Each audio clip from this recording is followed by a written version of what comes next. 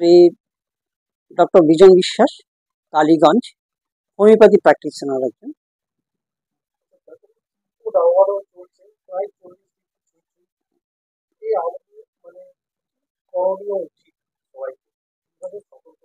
খুব অল্প দিনের ভেতরেই গ্রীষ্মকালে এরকম তাপমাত্রা বাড়ে, তো এই বছর অত্যধিক বেড়েছে।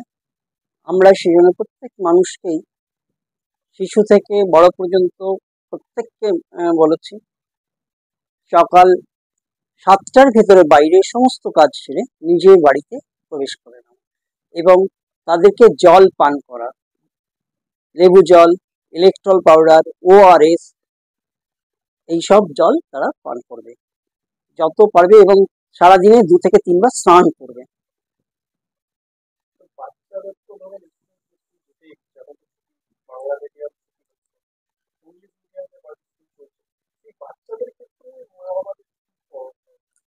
বাচ্চাদের ক্ষেত্রে এখন তো স্কুল অনেক আর্লি মর্নিং করে দিয়েছে, সব স্কুলই 7টার মধ্যে ট্রেনিং করেছে এবং 11টার মধ্যে ছুটি দিচ্ছে।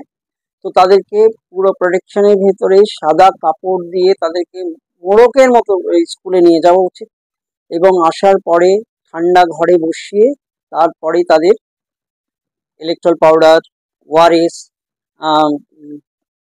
নুন চিনি যেটা ঘরে পাওয়া যায়, লেবু জল, এগুলো খাওয়ানো উচিত এবং বাচ্চাদেরকে কখনোই 6টার আগে বাইরে বার করবেন না।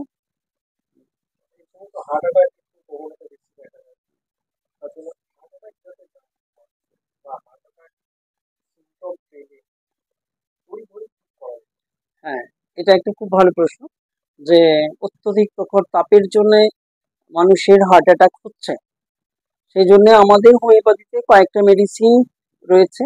আমি প্রত্যেকের উদ্দেশ্যে বলবো যে তারা যেন এই মেডিসিনগুলো বা তাদের আশেপাশে যে আমাদের হোমিওপ্যাথি প্র্যাকটিশনার রয়েছে তাদের সঙ্গে কনসাল্ট করে মেডিসিনগুলো নেন।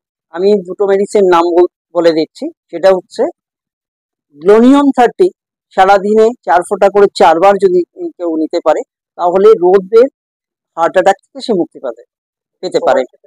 এটা সবাই খেতে পারে 10 বছরের ঊর্ধ্ব থেকে। হ্যাঁ, তারা এই রোদের থেকে বাঁচার জন্য খেতে পারে, হার্ট অ্যাটাক রোধ করার জন্য খেতে পারে।